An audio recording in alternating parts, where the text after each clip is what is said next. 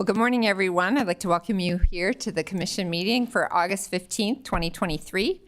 I'll call the meeting to order, and I note for the record that there is a quorum of members present. Commissioner Blyenberg is absent today. Before I get started, I'd like to remind everyone to silence your cell phones, which is usually a reminder to me. And if you're here to speak this morning, if you would be willing to sign in the corner over there, that will just relieve you of the obligation to provide your address publicly. All right. Please rise for the Pledge of Allegiance. I pledge allegiance to the flag of the United States of America and to the republic for which it stands, one nation under God, indivisible, with liberty and justice for all. I consider a motion to approve the agenda. So moved. Motion and a second. All in favor? Aye. Any opposed? Motion passes unanimously. Thank you. Is there anyone here from the public today who would like to comment on any item on the consent agenda? All right. If not, I'd ask the commissioners. Is there anyone on the commission, any of the commissioners that would like to remove anything from the consent agenda? Seeing no eye contact, I'm assuming that means there is no one who would like to move anything from the consent agenda. So on that, I would entertain a motion to approve the consent agenda as is. Move approval. Second. Motion and a second. Roll call vote, please. Kipley. Aye. Benega. Aye. Karski. Aye. Bender. Aye. Motion passes unanimously. Thank you. All right. So that takes us to our regular agenda. And I would take us to item 9, which is to authorize the Highway Department to purchase a new Toro Dingo wide track diesel compact utility loader and attachments under the Sourcewell procurement contract. Steve, good morning. Morning, Commissioner. Steve Groen, Highway Superintendent. This was a very important asset that our bridge crew uses predominantly. The one we have now is 10 years old. This was part of our approved 2023 capital asset budget.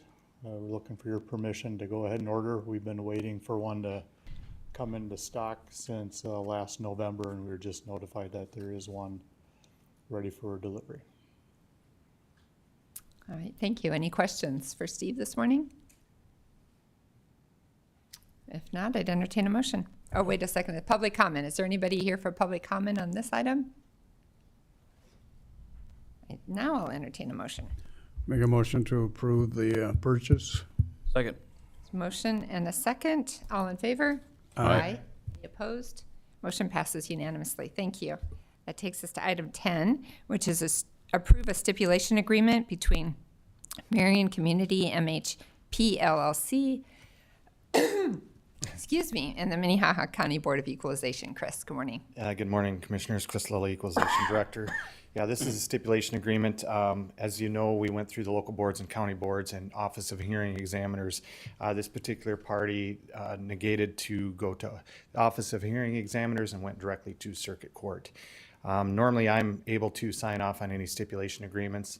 However, in this particular case, they challenged the County Board of Equalization in their court filing. So after looking and reviewing over the property, we did agree that there needed to be a value reduction, not to the level they were asking for, but we have came to an agreement of $13,670,000 for 4 parcels. So this agreement just needs to be signed off or agreed on by the county board and signatures of the county board, and it will be entered into the record at Circuit Court, and this will be the final value change for 2023 assessments.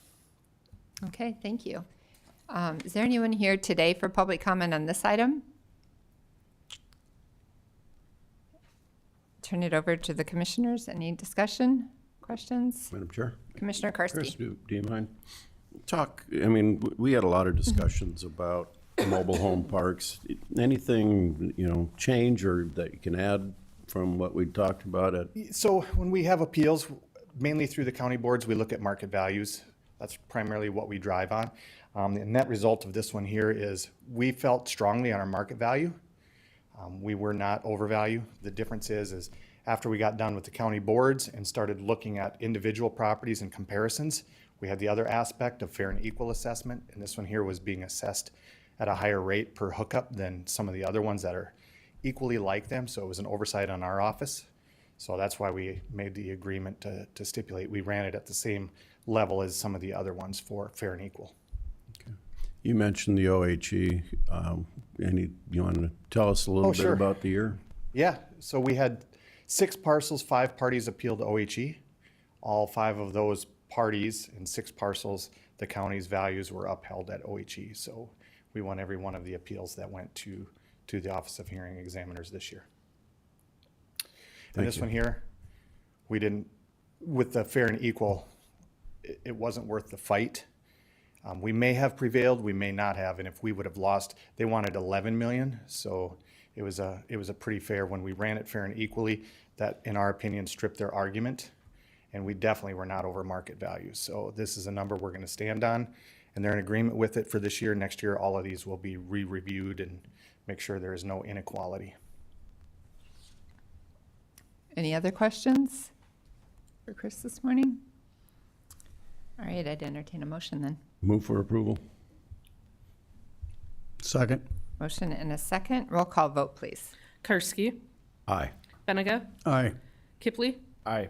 Bender. Aye. Motion passes unanimously. Thank you. That takes us to item 11, which is to consider a motion to approve preliminary plan 23-01 for HAR's addition to section 31-T 102 North R50W. Kevin, thank you. Good morning. Yes, good morning. I'm Kevin Hookman from the County Planning Department. This is a preliminary plan, number 2301. Eric Willitson of Willitson London Engineering submitted this plan, as you see here in front of you. The site is located near Hartford, the Hartford exit at 390 of the interstate. The site is for development of industrial lots along South Dakota Highway 38. The proposal is for 12 new industrial lots, approximately 1 to 1.75 acres in size. And most of those lots, or 10 of them, will be accessed off of the cul-de-sac that is shown on the screen there. And then 2 of them are accessed primarily through an easement that shared driveway onto Highway 38 that are dividing up that tract 5, as you see in that photo there. The Planning Commission heard this item on July 24th and had approved with staff recommendation, approved it unanimously. I will point out that through the staff report, that the one condition that is placed on the property above normal subdivision rules is that the name of the circle needs to be changed when platting because it's longer than 12 letters. So they will have to adjust the name somehow when it comes time for final platting, so that it can fit on the green screen or the green signs on the end of the road. At that, action should be taken to approve, deny, or amend the HAR's addition preliminary plan. I'm here for any questions. All right, first I'm going to ask for public comment. Is there any public comment on this item today? Seeing none, I'll turn it over to the commission. Any questions, discussion? Commissioner Karski. Industrial lots, correct? How far out of the joint jurisdictional boundary is this? Outside of the joint jurisdictional boundary, maybe a mile or so, a little more than a mile. Okay. Inside of Hartford's annex plans or any growth areas? I guess it's close. So for some context, just to the east and north of this site is where the Hartford wastewater treatment site would be located, or they're planning east. that. Excuse me, west and north. I was okay. Lost for a second there. Okay. So, question. I know that we have building eligibilities for residential, but we don't do anything like eligibilities. I mean, for commercial development out in the county, do we have like part of the 2030 Envision plan, anything that talks about, these types of developments going on? Sure. Yeah, you're correct. We do not have building eligibilities in the industrial. So once it's zoned industrial, somebody owning that lot can build whatever is allowed in an industrial zoning district. Typically speaking, that's warehousing less than 20,000 square feet in size. And then for the comprehensive plan looks at industrial zoning and commercial rezoning in rural service centers. And there are a handful of them located at major intersections, and this would be one where the interstate and Highway 38 crosses. So that would be a rural service center. There are other locations where there's traditional rural service centers like Lyons. It may not be at an intersection, but it has been where Rosenbauer is now, and there's a cluster of houses there. So that would be one place where more industrial development has done. So, If I may, Madam Chair. So this is already zoned industrial. We're just approving the site plan. correct. Okay, and so there should be no surprises to the neighbors, that type of thing. Was there any neighbors speaking to this at the planning commission meeting, or? No, the neighbors that were not present at the planning commission meeting. If there is anything that goes in, say, lot 10, pick a lot out in the corner there, and they need, say, a conditional use permit because they're doing outdoor storage or something similar, again, the neighbors will be notified of that particular use on that lot. Okay, good, thank you. Yep. Any other questions? Commissioner Benega. Just curious if the conversation about the road district had made any progress with the neighborhood on what that might entail? So the petitioner has suggested that there will be a road district for the cul-de-sac there. Right now, the cul-de-sac exits onto the township or the section line road there. Currently, the section line road is maintained by the gravel company there and not by the township. Okay. So it likely will become more of an issue when that gravel pit is complete, and that is up in the air on who's going to maintain that road in the future. If the township would ever retake control of it, or if it'll be something where it'll be maintained privately. I'm assuming the township's not interested right now in maintaining that. I know they are not. Any other questions? If there are no other questions, I'd entertain a motion. Move approval. Second. Motion and a second. All in favor? Aye. Aye. Any opposed? Motion passes unanimously. Thank you. All right, that takes us to item 12, which is listed as a public hearing for appeal of a decision by Minnehaha County Planning Commission to approve the CUP number 23-14. Mason, good morning. Morning, Commissioners. Mason Steffen from the County Planning Office. So the Planning and Zoning Office received several appeal letters for the Planning Commission's decision to approve conditional use permit 2314, which was to allow a rubble dump or tree grinding operation on the subject property. And this property is located approximately 4 miles west of Sioux Falls at the intersection of 267th and 464th Avenue.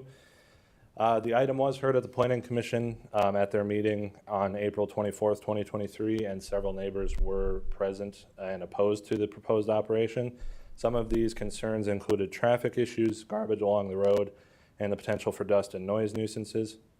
After listening to the public input, the Planning Commission voted to approve the proposed rubble dump operation with a vote of 6-0, and also amended condition number 2 regarding the hours of operation.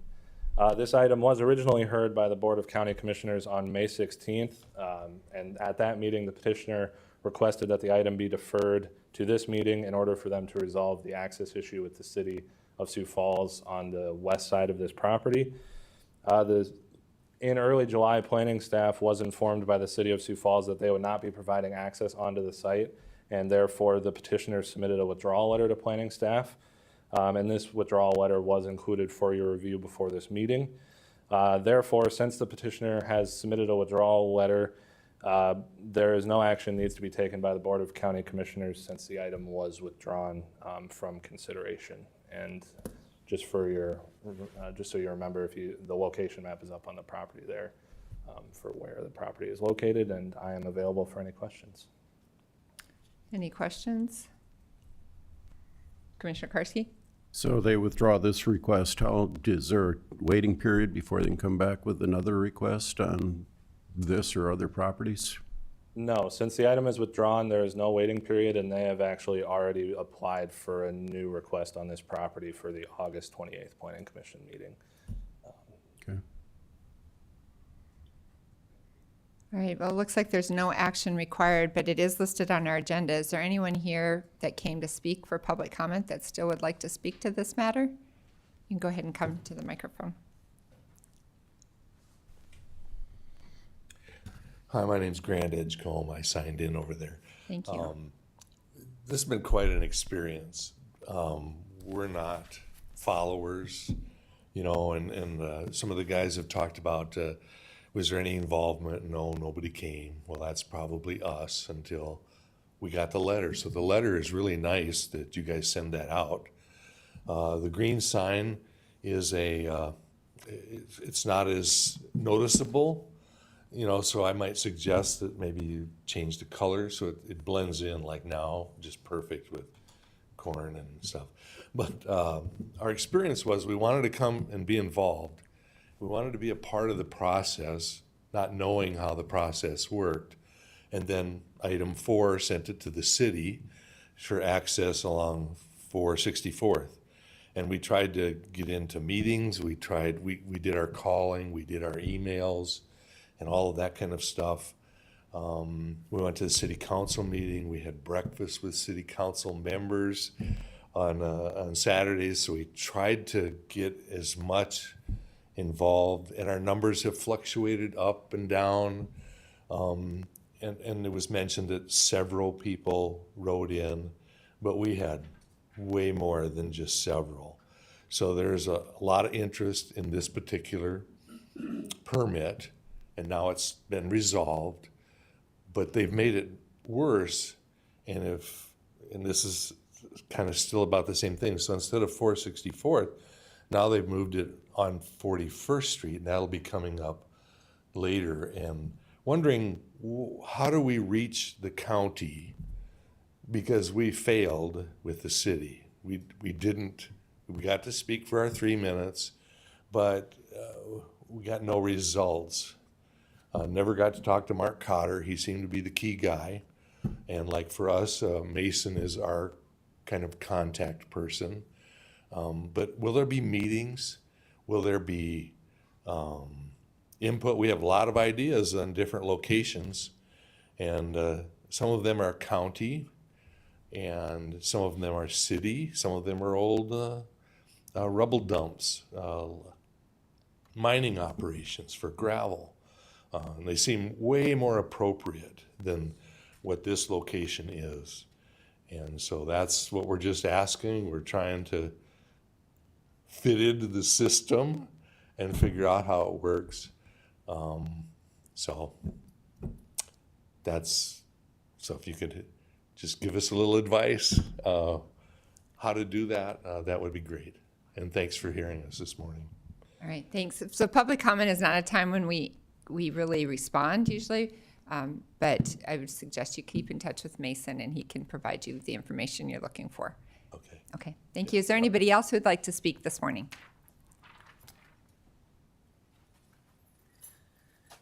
Hi, Diane Runge, 46473 267th Street, Hartford. So I just have some food for thought. If you went and Googled that area, there is over probably 100 homes. So I'm not sure why anybody would agree to put that location in a highly populated area. And that road has no leeway for embankments for the trucks like to go around. And so, homework, call the highway, ask what they have their opinion on for this going in. And then also, you can Google Earth, and you have to think about all the children and other people that live in this area. When that wind blows, which you know in South Dakota it blows all the time. So it's floating into where all the children are playing outside, into people's homes. And so that's all I wanted to say, that you guys think about that a little bit and maybe do find an area that's not so highly populated. Thank you. Thanks. Anyone else for public comment? Dan Brandt, 46408 267th Street. I live in the house directly across from where they're proposing. Their driveway nearly lines up with my driveway. I think it's a huge safety issue. The city turned them down because of traffic issues. And so now they want to move it from a busy side street to an even busier main street with double the speed limit. To me, it just does not make any sense at all, even just on that issue alone. We watch grandkids. Occasionally we have school buses pick them up at our house, which would be stopping right in front of, you know, their proposed driveway. It just, you know, like she had mentioned, there's no place for, when there's turning traffic going into there, it's going to just back up all the traffic on 41st Street to get towards the landfill to get to their area. So there's just, you know, it's going to be a huge safety issue from what I can see. Thank you. Thank you. I want to just remind all the speakers to make sure you've signed in the corner. That'd be great. Anybody else for public comment this morning? Chet Hofer, 26662 465th Avenue. I guess traffic is probably a very main concern there. The trucks are rolling through there pretty good now. High rate of speed, and they're required to be covered. Some of them stop at the corner a mile away and cover their loads, or stop at the entrance to the landfill to cover their loads. But this here is not required to be covered. So there's going to be a lot of debris along 41st Street, and that is also a concern. The road is breaking up at this point and needs to be addressed. With more trucks is another issue. Now, it has been brought up that there's only 40 vehicles per day that probably will be going in there. Well, 40 in also means 40 out. They don't just dissipate at that point. So that's 80. Now, according to a couple of our people that have been down at the previous site have counted, and the information that has been presented is misleading for count going in. It's misleading about fires. It's been misleading about dust. So I think the facts need to be brought out and not being misled as they have been in the past. Just listening to the news, watching the news about the fire in Hawaii made me think that if there should be a fire in the fall there, with that line of trees that's there, it would be a little drier in the fall. If that caught fire and we had a south wind, it'd go across the road into Brandt's place and right up into a cornfield, and that fire could be spreading pretty good. So I think it needs to be considered where that goes and what the surrounding stuff is. So thank you. Thank you very much. Anyone else for public comment this morning?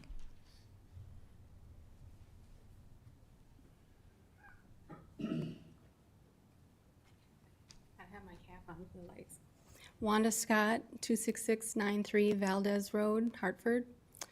I guess the points I'd like to make today too is, one is, again, the location with fire, because it's in a field that, will dry up with stubble and stuff too. So, and they did claim that there will be fires, or they did admit that there will be fires. That's just it. Also the dust, I did some investigation into the dust, and the fine dust that's created is 1/30th the width of a human hair, and it is considered carcinogenic to humans. And I also was at the landfill and witnessed their grinder one day, and within 10 minutes, the dust rose up, and it was a very calm day, rose up into the sky, created its own cloud, and started carrying it northeast. It's way above tree lines. There's no tree belt or anything that's going to stop this dust from coming right at our neighborhood. So I am very concerned about the health of individuals, because most of the grinding will be done, I'm sure, during the spring, summer, when people are outside too. So, but it's something to check into. All right, thank you. Thank you. Anyone else? Okay, well, thank you. No actions required on that item, so I am going to move to the opportunity for general public comment. So if there's anyone here who would like to comment on an item that wasn't on our agenda today, this is your opportunity. All right, I don't see anybody moving towards the podium. So that takes us to Commissioner Liaison Reports. Are there any Commissioner Liaison Reports this morning? Commissioner Kipley.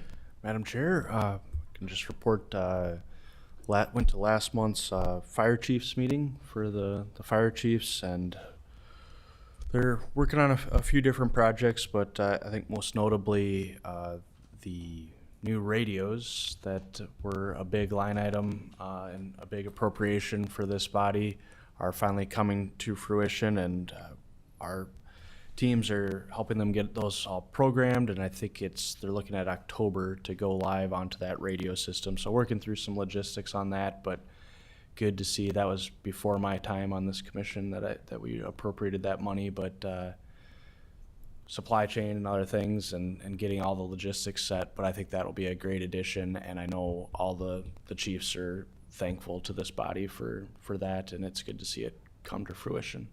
And I think that's the only report I had. Thank you. Anyone else? Commissioner Karski.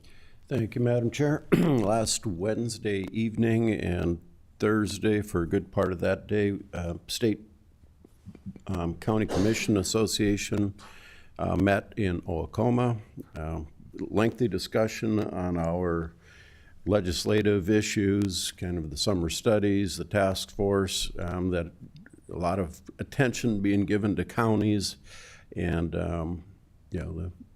we got several counties in the state that are not doing real well financially, and how can we direct our best efforts towards the legislature on getting the type of help we need with county funding issues. And most of the attention, or most of the consensus, I guess what I would say, is that the commissioners really felt that it's not the revenue issue, it's the expense issue, and helping us with maybe stuff like veteran service officers, indigent care and defense, and there's one other big one. Anyway, just having the state probably take over more of these operations and expenses, take those expenses from the county so that we don't have to fund operations that really should be better handled, I guess, at a state level. So we're really pushing for control of expenses versus what we're looking at for revenue. So taking a different approach, I guess, would be a safe way to couch that. So. Well, thank you. And I'm not sure if the one you were thinking of, I know our IT director had also brought up that a lot of states help counties with cybersecurity type of information. Yep, so. cybersecurity, and then the other one is also on the database for taxation for property taxes, because we get probably 6 or 7 different vendors out there that the counties can use to compile their tax information and report it to the state, and it's not a great, my perspective, way of keeping consistency in reporting and handling of data. And then the state, they get it in 6 different formats, and then they're supposed to send it back out for the assessment notices and so on and so forth. We're really looking at, can we have one system? Can we have one place that manages this system? Can we have, instead of 66 different license agreements for software with this type of information, putting that out? But yeah, cybersecurity, the $4 million that potentially would be available to counties and municipalities. Yeah, those were the discussions we had. All right, thanks. Thank you very much. Anyone else? All right, it takes us to non-action commission discussion. Any non-action commission discussion?